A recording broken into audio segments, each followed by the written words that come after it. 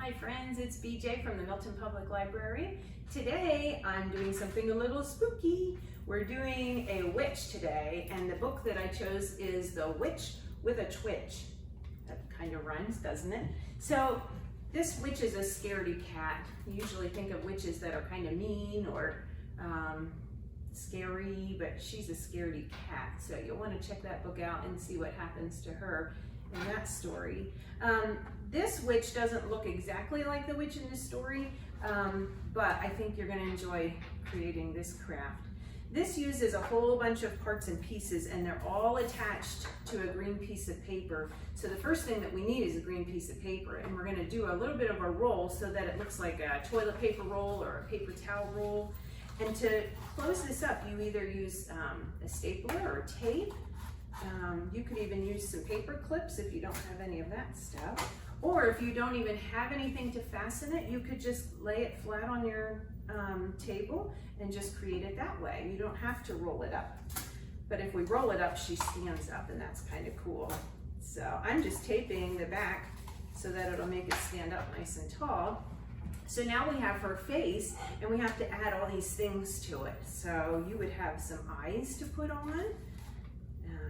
Let's just do these. Oh, these eyes are sleepy eyes. And then we had a green triangle, so that's her nose.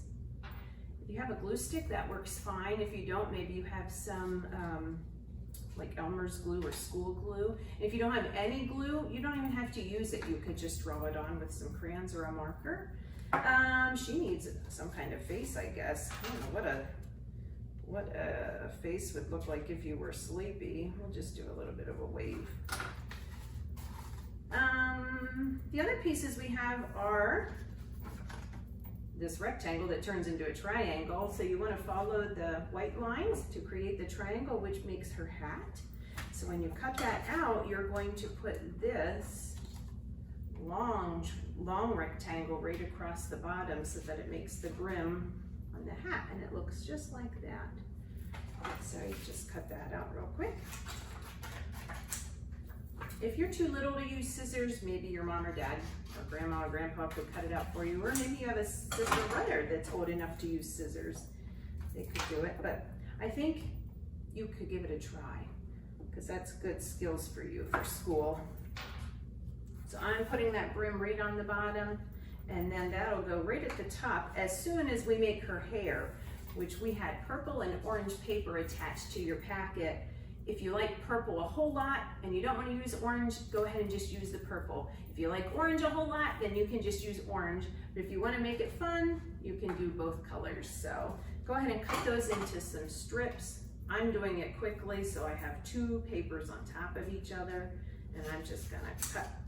And they don't have to be perfect because whose hair is perfect? Not mine. We're gonna put these on.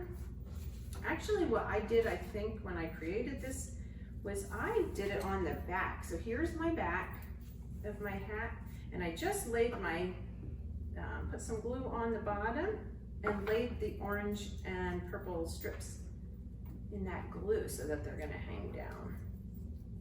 So you just put them in the glue.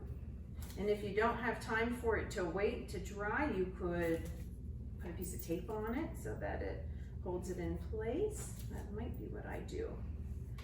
Leave a space so that you can see her face. You see how there's a space in between her hair? Unless she's having a really bad hair day, then maybe her hair's in her eyes, I don't know. Or maybe she hasn't gone to get her hair cut in a long time, because that's been happening a lot lately. So do it how you want. It'll be just fine. There, I kind of put some on each side, and then to attach it, you can either glue it, or you can tape it, or you can staple it so that this goes right at the top. And then it turns out like this. Happy Halloween! See you next time.